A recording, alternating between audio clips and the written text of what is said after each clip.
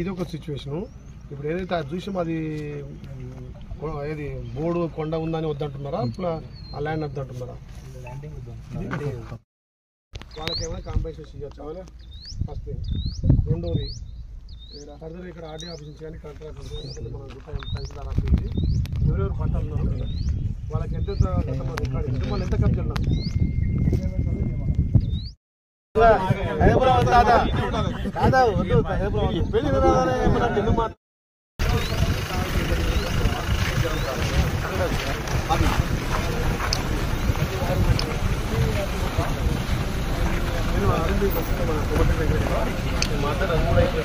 మనకు